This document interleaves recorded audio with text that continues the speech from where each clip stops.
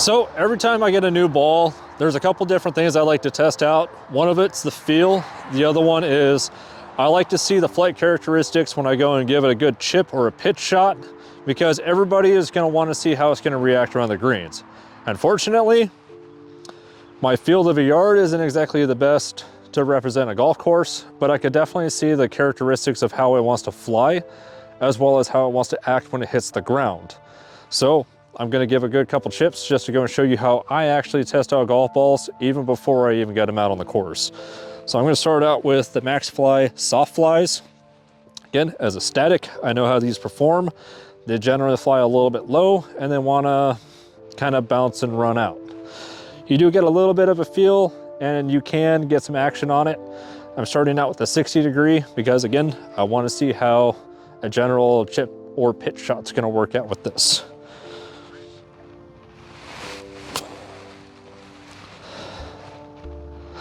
That was pretty poorly struck. My yard is about as bad as a overly beaten golf course. There we go. That had a pretty nice high flight. It stopped relatively quick. Let's give another go. All right, so there's the soft flies, pretty good.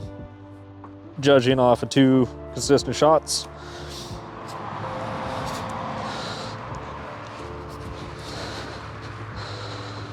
Now the straight fly. Oh, that wanted to fly a lot higher. That pretty much landed super soft. I actually am not expecting that. That's definitely interesting for a distance version of this ball that's supposed to go straight. Feels a little bit clickier, again, firmer compression. Harder balls can spin a little bit more. Same deal. That one hit kind of an odd bounce over there. Again, yard is like an overbeaten golf course.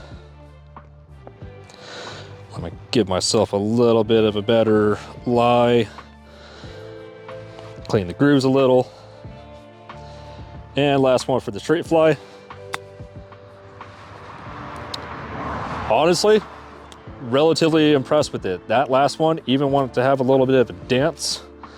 And now for the joke of the bunch, let's test out the Athletic.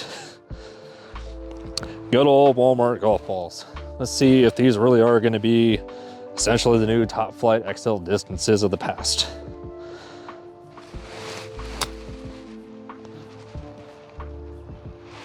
First things first, that actually felt way better off of the wedge face than it did off of my iron. That flight was a little bit lower than the Max Flies, but it actually felt like it had some sort of control going on with it. I really don't know what to say other than the fact that the cover on it is super soft and your thumbnail really wants to grab onto it. The cover of the ball feels slightly rough, so that might be a contributing factor to it. Kind of bladed that one a little bit. Again, yard's not the greatest. And let's face it, we all have shots like that.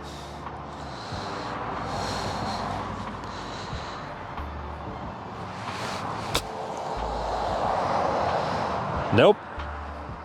That just kind of slid up the face and didn't really want to grab at all. So, needless to say, these are probably going to be a bump and run ball. That first one was pretty good, but it's kind of weird that it was inconsistent like that. Could be because of a cheaper manufacturing. So I'm going to switch to my sand wedge and give that a go to see what a slightly more lofted club or less lofted club is actually going to perform with.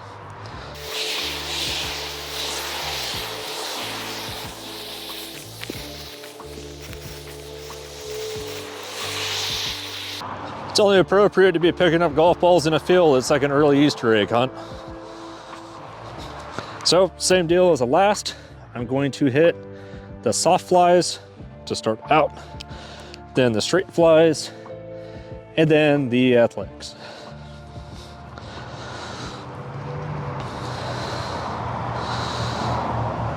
So again, this is a 54 degree. let's see the flight characteristics and how it wants to perform off of a nice little pitch shot with this. A little bit high, had a little bit of a run out once it bounced. So keep that in mind. These generally don't get a whole lot of spin once you start going up in club. It does kind of do a little dance when it hits. It's like it's wanting to do something. It's thinking about it, but it's not quite committing to it. Could be a difference of how soft the ball is. It does feel a little bit clickier off of this.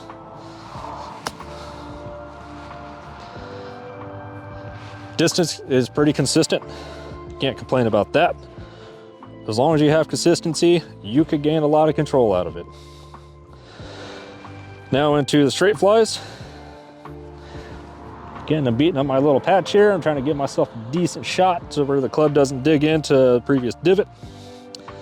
Straight fly, 54 degree. I kind of pulled that one a little bit. Had a little bit of the similar flight pattern to it. Seemed to land a little bit softer though.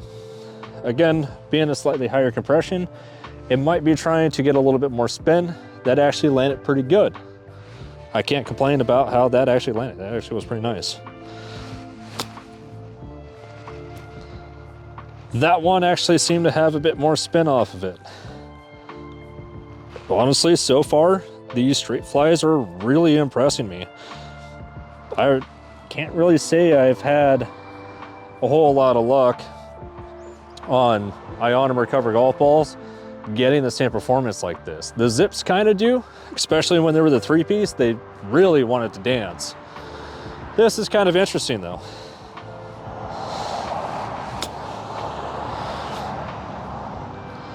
Yeah, that pretty much just wanted to stop. Not like a urethane ball, but that definitely had a pretty good amount of spin coming off of it. And now the good old athletic. See how this works. I'm hoping the first one was a little bit of a fluke and this one's actually gonna try to do something, or at least have some sort of consistency, because that last little bit was really off. Flighted a little bit lower. That one actually did kind of do a little bit of dance. Could be because I hit it on the hill. Honestly, I'm just excited that that did something.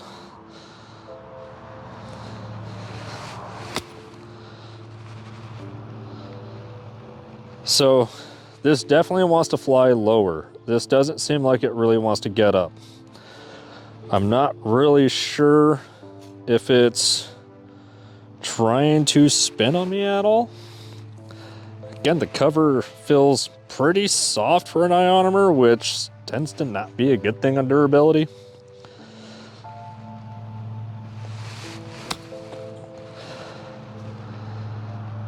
That one just kind of bounced and ran out. But at least that showed that the lob wedge was a little bit of a fluke. That was a lot more consistent. The distances are pretty consistent, but what do you expect for a ball that's essentially 75 cents?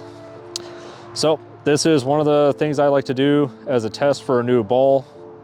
These are more or less just mess around ones. Again, they're budget balls.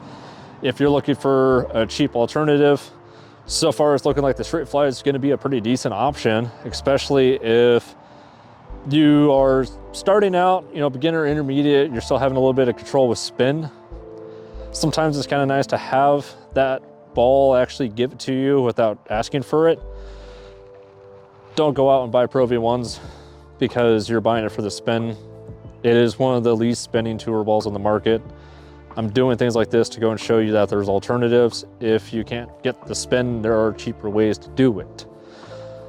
So if you tried any of these, leave a comment down below. Let me know what your experiences are, especially if you try the Athletic Works ball. I have not seen anything about it. If you want to see content like this in the future, please like and subscribe. Keep it in the fairway. Have a good one.